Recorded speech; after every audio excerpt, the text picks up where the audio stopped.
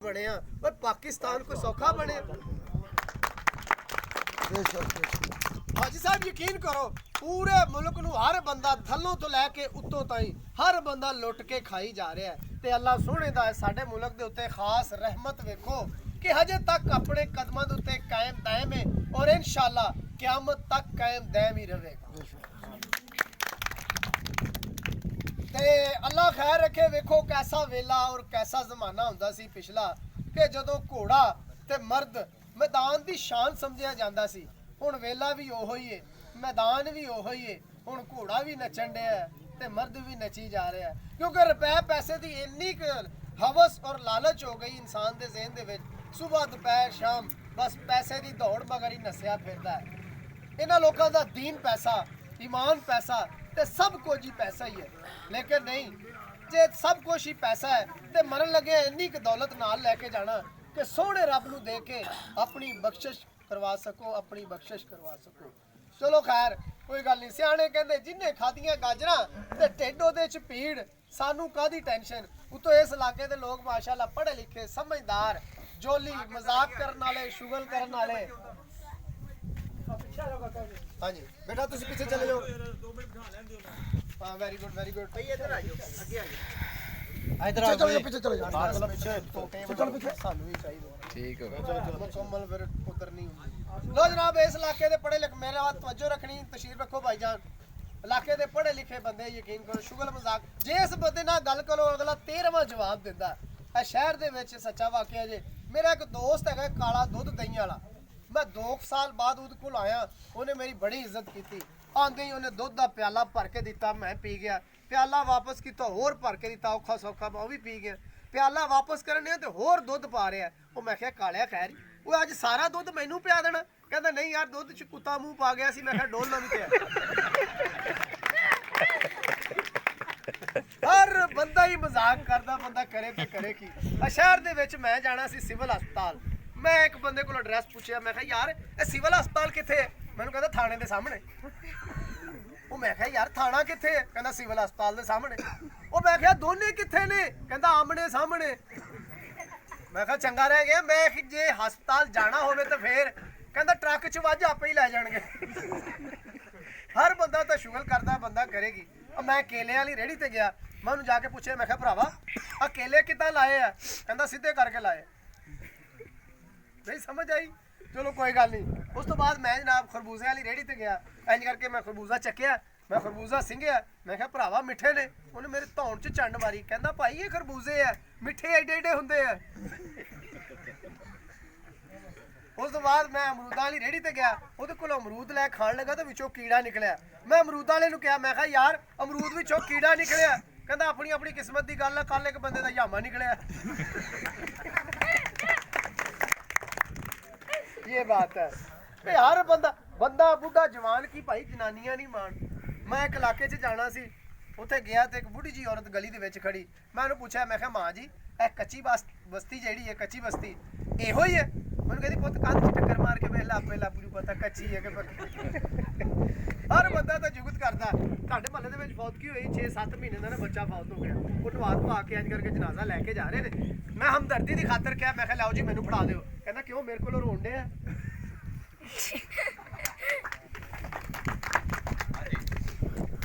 अल्लाह खैर रखे। तो जनाब इस अदालत दे विच अज एक हक और सच का मार्का होण चला। बाबा जी तुसी भी दुआ करना ते तुसी भी दुआ करना कि जित हक और सच दी होवे। चल भी अपना मुंशी फतेह मंदा तो तेरा वकील अफजल टिब्बा मैनूं लगदा चैंबर च बैठा चाह ही पी जाण डिया। उन्होंने दसीए कि अदालत का टाइम हो गया ते केस की जड़ा ना तैयारी कर लईए ताकि अल्लाह खैर रखे अज हक सच का नतारा हो जाए। आ जाते हैं कौला साहब आ जाते हैं। भाईजान की हो गया? अस्सलाम वालेकुम। लो हाले तो इत्थे कोई भी नहीं आया। सारी कचहरी जानती है कि मेरा नाम है बूटा, वकील नसीर कौला साहब का मैं मुंशी हाँ। वैसे तो मेरे वकील साहब ने बड़े बड़े केस लड़े है। अब पहला केस अपनी मिसाल आप होएगा क्योंकि ना तो किसी ने सुनिया होना ते ना ही किसी ने वेख्या होना। एक आम दानेदार जहर ने एक मशहूरे जमाना स्प्रे ते केस कर दिता है। ਉਹ ਕੇਸ ਲੜਨ ਦਾ ਸਾਡੇ ਵਕੀਲ ਨਸੀਰ ਕੌਲਾ ਸਾਹਿਬ ਨੂੰ ਇੰਨਾ ਕੁ ਮੁਆਵਜ਼ਾ ਮਿਲਿਆ ਹੈ ਕਿ ਉਹਨਾਂ ਦੀਆਂ ਜੇਬਾਂ ਨੋਟਾਂ ਨਾਲ ਨੱਕੋ ਨੱਕ ਭਰ ਗਈਆਂ ਆ। ਤਾਂ ਮੈਨੂੰ ਵੀ ਇੰਨਾ ਕਮਿਸ਼ਨ ਮਿਲ ਜਾਊਗਾ ਕਿ ਮੈਂ ਆਪਣੀ ਲੱਤ ਦਾ ਇਲਾਜ ਕਰਾ ਲੂੰ। ਸਾਰੇ ਮੇਰੇ ਮੂੰਹ ਤੇ ਮੈਨੂੰ ਬੂਟਾ ਸਾਹਿਬ ਬੂਟਾ ਸਾਹਿਬ ਬੂਟਾ ਸਾਹਿਬ ਕਹਿੰਦੇ ਆ ਤੇ ਕੰਡ ਪਿੱਛੇ ਮੈਨੂੰ ਲੰਗੜਦੀਨ ਕਹਿੰਦੇ। ਆ ਲੋਕਾਂ ਦੀਆਂ ਗੱਲਾਂ ਦਾ ਗੁੱਸਾ ਕੀ ਕਰਨਾ, ਮੇਰੀ ਤਾਂ ਆਪਣੀ ਬੁੱਢੀ ਮੈਨੂੰ ਲੰਗੜਦੀਨ ਕਹਿੰਦੀ ਹੈ। ਮੈਂ ਕਿਹਾ ਸਦਕੇ ਜਾਵਾਂ ਮਾਰੀ ਜਾਵਾਂ, ਉਹ ਵਕੀਲ ਨਸੀਰ ਕੌਲਾ ਸਾਹਿਬ ਦਾ ਮੁੰਸ਼ੀ ਲੰਗੜਦੀਨ ਉਹ ਤੂੰ ਵੀ ਲੋਕਾਂ ਦੀ ਗੱਲਾਂ ਪਿੱਛੇ ਲਾ ਕੇ ਮੈਨੂੰ ਲੰਗੜਦੀਨ ਕਹਿਣ ਡਿਆ। ਆ ਤੈਨੂੰ ਬੋਰਾ ਸ਼ਰਮ ਨਹੀਂ ਆਉਂਦੀ? ਬਹੁਤ ਅੱਛੇ ਬਈ, ਸਾਨੂੰ ਕੀ ਜ਼ਰੂਰਤ ਹੈ ਅਸੀਂ ਤੈਨੂੰ ਲੰਗੜਦੀਨ ਕਹੀਏ।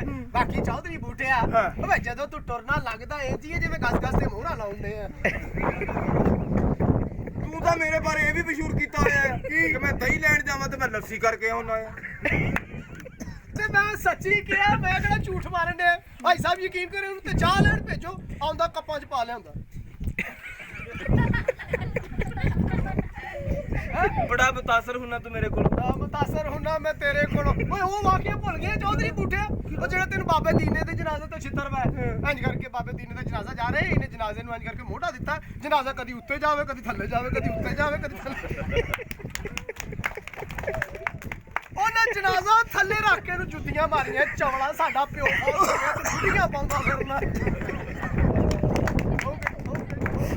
ਕਰ ਲੈਣਾ ਮੈਂ ਤੇਰਾ ਵੀ ਹਿਸਾਬ।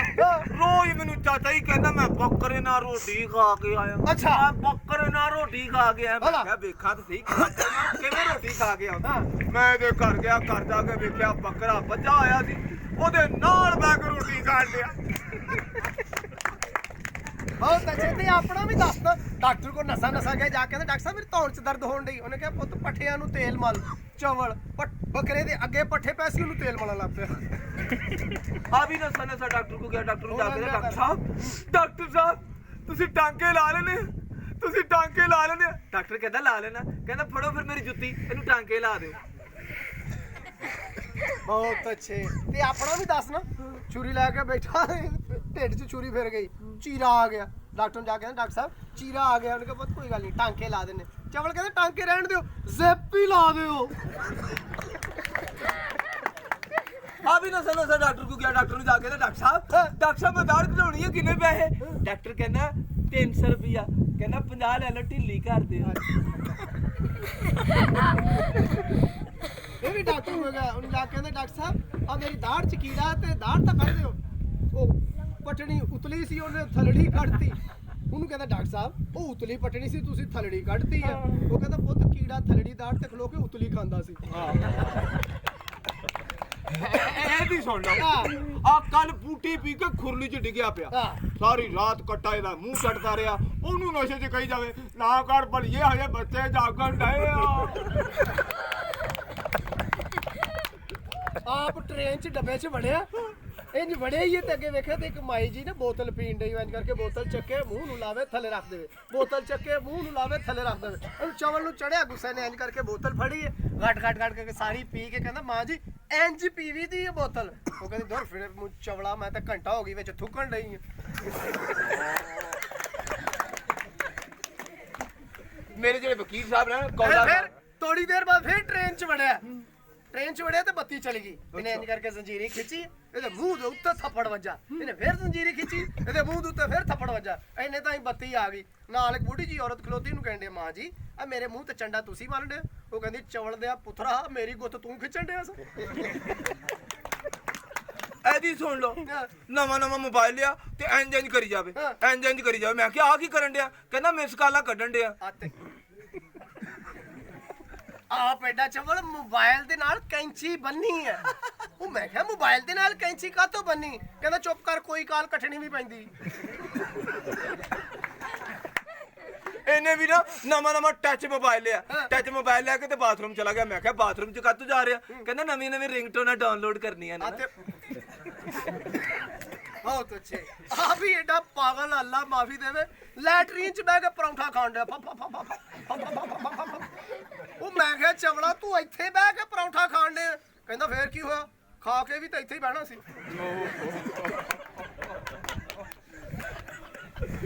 ਇਹਦਾ ਤੇਜ਼ ਆਦਮੀ ਅੱਲਾ ਮਾਫੀ ਦੇਵੇ ਕੀ ਤੁਹਾਨੂੰ ਨਵਾਂ ਮੋਬਾਈਲ ਲਿਆ ਬੜਾ ਸ਼ੌਕ ਦੇ ਨਾਲ ਜੇਬ ਚ ਪਾ ਕੇ ਮਸਜਿਦ ਨਮਾਜ਼ ਪੜਨ ਚਲਾ ਗਿਆ ਜਮਾਤ ਹੋ ਰਹੀ ਤੇ ਇਹਦੇ ਮੋਬਾਈਲ ਦੀ ਘੰਟੀ ਵੱਜ ਗਈ ਚਵਲ ਨੇ ਆਪਣੀ ਨਮਾਜ਼ ਵੀ ਤੋੜ ਲਈ ਨਾਲ ਵਾਲੇ ਨਮਾਜ਼ੀ ਦੀ ਵੀ ਜੇਬ ਚ ਮੋਬਾਈਲ ਕੱਢ ਕੇ ਉਹਨੂੰ ਕਹਿੰਦਾ ਯਾਰ ਇਹਨੂੰ ਕਵੀ 5 ਮਿੰਟਾਂ ਬਾਅਦ ਫੋਨ ਕਰੇ ਮੈਂ ਨਮਾਜ਼ ਪੜਨ ਨੇ ਚਵਲਾ ਆਪਣੀ ਤੋੜ ਲਈ ਉਹਦੀ ਤਾਂ ਰਹਿਣ ਦੇ ਮੈਂ ਇੱਥੇ ਕੋਈ ਲੜਾਈ ਝਗੜਾ ਨਹੀਂ ਵਧਾਉਣਾ ਚਾਹੁੰਦਾ ਕਿਉਂ ਮੈਂ ਇੱਕ ਸ਼ਰੀਫ ਆਦਮੀ ਆ ਬਹੁਤ। ਮੁੰਸ਼ੀ ਮੇਰੀ ਜੀ ਸ਼ੋਭਾ ਆ ਹਾਂਜੀ ਸ਼ੋਭਾ ਇਹਦਾ ਮੁੰਸ਼ੀ ਐਡਾ ਬੇਵਕੂਫ ਆ ਭਾਜੀ ਪੈਟਰੋਲ ਪੰਪ ਦੇ ਅੱਗੇ ਖਲੋ ਕੇ ਸਿਗਰਟ ਪੀਣ ਡਿਆ ਹੁਣ ਵੀ ਪੈਟਰੋਲ ਪੰਪ ਤੇ ਖਲੋਤੇ ਆ ਉਹ ਮੈਂ ਕਿਹਾ ਪਾਗਲ ਆਦਮੀ ਪੈਟਰੋਲ ਪੰਪ ਦੇ ਸਾਹਮਣੇ ਸਿਗਰਟ ਨਹੀਂ ਪੀਵੀ ਦੀ ਕਹਿੰਦਾ ਲੈ ਮੈਂ ਅੱਬੇ ਸਾਹਮਣੇ ਪੀ ਲੈਣੇ ਤਾਂ ਫੇਰ ਪੈਟਰੋਲ ਪੰਪ ਹਜ਼ਾਰ ਦਾ ਫਿਰ ਹਯਾ ਹੀ ਹੁੰਦਾ ਹੈ ਨਾ ਮੈਂ ਸਾਰੀ ਜ਼ਿੰਦਗੀ